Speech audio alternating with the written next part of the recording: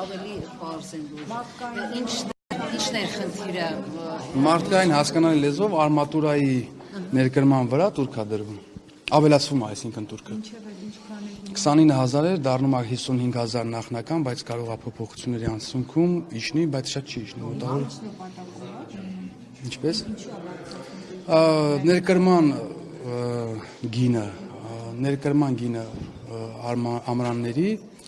արժեքը իջել է եւ տեղական մեր արտադրողները արդյունքում բախվել են խնդիրների, այսինքն ներկրողները բավականին էժան են հիմա ներկրում համեմատած մի քանի ամսվա եւ այդ խնդիրը առաջացել է։ Ոչ արդեն աջակցություն է, այսպես ասած, դա տեղական արտադրողներին։ Այսինքն դրսից որ գալիս էր ավելի էժան էր գալիս։ Հիմա էլ էժան գալիս եւ դեռ էլի էժան գալու է, որովհետեւ եթե դուք լսեցիք 24,000 տոննայի չափով լիցենզիա ստացած կա, որ այս 5 турքի չափով, այսինքն 29,000 դրամով հետ է բերել։ Այսինքն դա որ սպառվի, արդեն թանկացած պետք է բերի։ Ոչ, նայեք։ 29,000 դրամ է հիմա турքը եւ մարդիկ լիցենզիա են ստացել։ Օրենքը հետադարձուց չի կարող ունենա եւ ազդելու է, գործելու է օրենքի ընդունումից հետո ստացած լիցենզիաների վրա։ Այսինքն ովքեր մինչեւ օրենքի ընդունումը լիցենզիա են ստացել 29,000 դրամով, այսինքն էժանով այսպես ասած, եթե կարճացնենք, կբերելու են։ Բայց գյուղատնտեսության հետ ինչ կապ ունես։ Ոչ մի։ Որտեղ թեման Ոչ մի։ Դե պարոն Ավետիսյանը սիրում է, չէ՞, մի թեմայից արագի մեջ անցնի մյուս թեմա։ Գյուղատնտեսության հետ ոչ մի կապ չունի։ Այս դեպքում եթե արդեն հետադարձ ուժ չի ունենալու եւ ասեմ, չգիտեմ, հիմա քանի ընկերություն կա, որ շարունակելու այդպես մատչելի, հա, ներկայացած։ Դա պետական եկամուտների կոմիտեի մոտ լիցենզիան տալիս է պետական եկամուտների կոմիտեն, այսինքն վճարում են այնտեղ եւ պարոն Եգանյանը էկոնոմիկայի նախարարությունից նշեց, որ 24,000 տոննայի չափով լիցենզիա ստացած կա, այսինքն այդքան դեք թե քանի տնտեսմարող են եւ ամեն մեկը քանի տոննա ունի, դա ես չեմ կարող։ Պարոն Վանայան, դուք արդեն առաջադրվել եք։ Ոչ դեռ։ Կառաջադրվեմ անպայման։ ՔՊ անդամ եք, թե ձեզ երաշխավորագիր է պետք։ Ես ՔՊ հիմնադիր անդամ եմ։ Պարոն 500,000 եք վճարել։ Այո։ 2.5-ից բրծակ։ Ես 15 թվականից եմ բրծել 2.5-ից, կրկնում եմ, կուսակցության հիմնադիր անդամ եմ։ Այն ժամանակներից կար ներողություն այդ։ Ոչ, բայց այն ժամանակներից ապահովագրվել եմ, էլի։ Արմանյան, նայեք, մինչ Փաշինյանը առաջարկում է ադրբեջանցիները օգտվեն Մարգարա, Գորիս եւ այդ ճանապարհից որպես այլընտրանքային, ադրբեջանցիները ամեն դեպքում շարունակում են իրենց կոշտ-ռետորաբանությունը եւ պատգամավորներից մեկը իր ճեպազրույցում ասում է, որ եթե այսպես օգոստոսի 8-ի պայմանավորվածությունները դանդաղում են, ոչ մի բան չի արվում, մենք ուժով պետք է բացենք այդ ճանապարհը։ Սահուն անցանք ձեր սիրած թեմային, ես չեմ լսել այդ պատգամավորի խոսքերը եւ չեմ կարող մեկնաբանել, անկեղծ ասած ես ինչ որ մեկի բանավոր խոսքի վրա չպետք է էլի ենթադրություններ անեմ, գոյություն ունի թուղթ, փաստաթուղթ, ստորագրված, եռակողմ, երկկողմ եւ ես հիմնվում եմ դրա վրա։ Ալիևը այս եթե չեմ սխալվում 3, այո, մեր խմբակցությունից Արման Եղոյանը դրել էր բան 2011 թվականի Իլհամ Ալիևի հայտարարությունը եւ ելի եմ ասում իր հիմնականում ներքին լսարանին ուղղված հայտարարությունները այդ մարդու մոտ չեն փոխվում, ես իր արտահայտությունների վրա հայտարարությունների վրա չեմ հիմնվում, ես հիմնվում եմ նրա վրա, թե երկու պետությունների ղեկավարները ինչ են ստորագրել։ Միշտ ներքին լսարանին եք ասում, Ադրբեջանը լավ 30 տարի ներքին լսարանի համար ասեց այդ ամեն ինչը, բայց եկավ հասավ փաստորեն Արցախն էլ վերցրեց, ամեն ինչն էլ վերցրեց Հայաստանի տարածքներին օկուպացիա, բայց էլի ասում եք ներքին լսարանի համար։ Նայեք, ներքին լսարանի համար ինքը կրկնում եմ, մեծամասամբ իր այն թշնամական հռետորաբանությունը, որ գործածում է, դա բոլորս էլ գիտենք, որ իր ներքին լսարանի համար է։ Դա այլ հոգեբանական պատճառներ ունի։ Իմ համար ես կարծում եմ, որ Իլհամ Ալիևը եւ ադրբեջանական կողմը խաղաղության այդ փաստաթղթով օգոստոսի 8-ի իմ կարծիքով այդքան էլ բավարարված չի եւ ես տեսնում եմ չբավարարված մարդու միջանցք կոնկրետ։ Ես կարծում եմ ադրբեջանական անխոչնդոտ միջանցք։ Չէ, ինակ ուզում են կոնկրետ միջանցք երրորդ պետությունների հսկողությամբ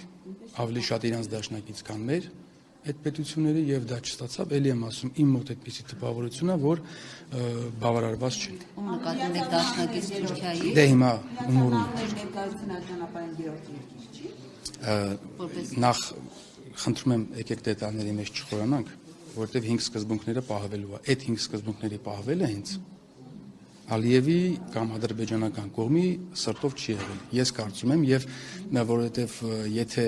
ամեն ինչ իրանց սրտով լիներ, ամեն ինչ իրանց ուզածով լիներ, խի պետք է իրանք իրավիճակը սրեին օրինակ։ Հայտարարություններով, բայց ելի եմ ասում, այս թեման փակում ենք, հարգելի գործընկերներ, մենք շարժվում ենք ոչ թե հայտարարություններով, այլ ստորագրված թղթերով։ Բայց դուք գիտեք հիմա այդ ճանապարհի հետ կապված որևէ աշխատանք տարվում է, որտեղ Թրամփը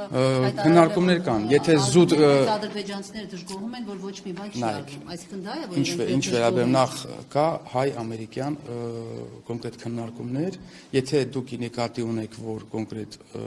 գործողություններ շինարարության մասով, ապա ոչ, այս բան չի արվում, որտեղ դե բնականաբար դա պետք է նախագիծ արվի,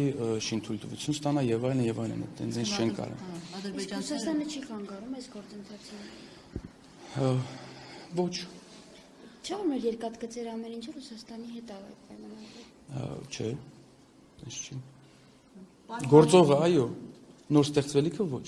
Պարոն Ղահրամանյան, նոր դուք ասացիք, որ Ադրբեջանը սրում է իրավիճակը, այսինքն դուք խոստովանում եք, որ սրում է իրավիճակը, դա խաղաղություն գնահատել։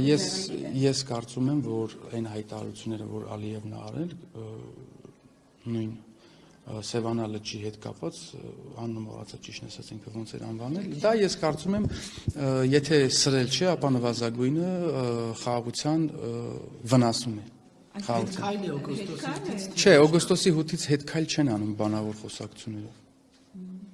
Ստորագրված փաստաթղթից հետ քայլ չեն անում խոսքերով։ Կամ պաշտոնապես դուրս են գալիս, կամ դուրս չեն գալիս։ Բայց ես կարծում եմ, որ ինչպես էլի մեր խմբակցության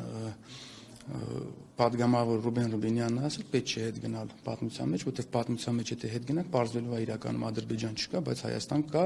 իսկ դա ոչ միտեղ չտանող խոսակցություն է, վարչապետ Փաշինյանն էլ երեք այդ մասին խոսած, իմաստ չկա, ես այս մասին ես իմաստ չեմ տեսնում։ Լսեք, ես չեմ կարող ասել ինչ է հնարավոր, ինչ չի հնարավոր։ Ես ասում եմ մեր դիրքորոշումը, մեր իշխանության, մեր պետության, մենք գնում ենք խաղաղության օգոստոսի 8-ի համաձայնությունների հիման վրա։ Այսքան։ Օրերին ակտիվ պնդում է, որ ադրբեջանցիները պետք է վերադառնան Հայաստան, դուք որպես Լսեք, հիմա ես պատրաստ չեմ, եթե անձամբ ինձ եք ասում, ես պատրաստ չեմ ադրբեջանցիների հետ ապրել, այնպես չի որ այսինքն մարդիկ կան, ովքեր Հայաստանում ապրել են ադրբեջանցիների հետ, ադրբեջանցիներ կան, որ ապրել են հայերի հետ այն սովետական միության տարիներին, խորհրդային միության տարիներին, բայց ես ուզում եմ էլի եմ ասում, համաձայնեցված փաստաթղթում ստորագրված խաղաղության համաձայնագրում նախաստորագրված եւ ոչ մի բանակցություններում ուղղակի նման խոսակցություն չկա։ Վերադառնան, չգիտեմ, կարող է 50 տարի հետո գան տուրիստական, այսինքն երբ որ արդեն դե կարող է ինքնաթիռով գան, հիմա ես չգիտեմ, կարող է գան բանը Գառնի Գեղարդը տեսնան, վերադառնան իրենց եկել, որպես տուրիստ, կարող է հայերը նաև գնան, բայց դա վերադարձ որպես այդպեսին չի կարող դիտարկվել։ Այսինքն դուք մտածում եք, որ Ալիևը հիմա խոսում է, որ 50 տարի հետո Ես չեմ մեկնաբանելու Ալիևին, ես պետք է մեկնաբանեմ Ալիևի խոսքերը, որոնք էլի եմ ասում, դուք տեսել եք միջազգային հարթակներում իր խոսույթը եւ երբ որ ինքը ասենք ինքը Ադրբեջանում կամ չգիտեմ իր տեղական լրագրական պրոպագանդիստական այդ հասարակական Մակիամբյոնից էլի Զանգեզուրի միջանցք էր։ Լսեք, միջանցքի հետ կապված մենք արդեն մեկնաբանել ենք, բայց օրինակ Մակիամբյոնից ինքը ասել է, որ պետքա մենք վերադառնանք, չգիտեմ, Սևանա լիճի այլ բանա Զանգեզուրի միջանցք ասում են, նախ մենք արդեն ասեցինք, որ Զանգեզուրը Շոյգուն էլ ասում Զանգեզուրի միջանցքներ։ Դե Շոյգուն Երևի էլի եմ ասում, ինչպես որ Ալիևը նկատի ունի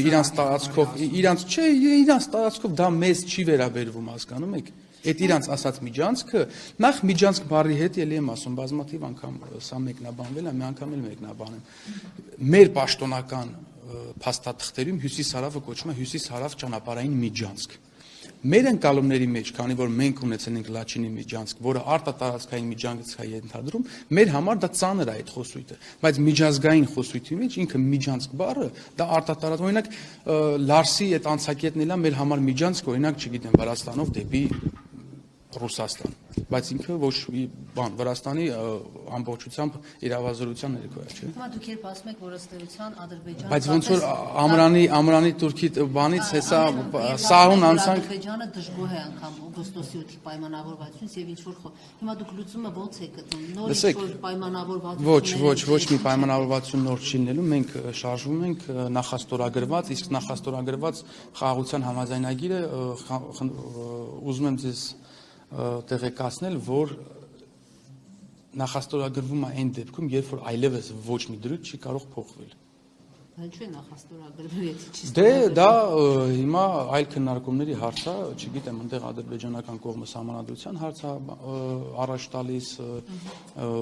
այլ խնդիրներ է առաջացնում, չգիտեմ ամեն դեպքում ես բանակցություններում կոնկրետ չկամ, բայց ելի եմ ասում Զանգեզուրի միջանցք խոսույթը, նաև գիտեք մենք օրինակ ինչ է կարծում, երբ որ ամեն անգամ մենք ասում ենք, որ դա մեզ դուր չի գալիս Մենք ամեն անգամ ասում ենք, որ օգոստոսի 8-ում չկա միջանցք բառ եւ առհասարակ միջանցք երևույթ, երբ որ ամեն անգամ մենք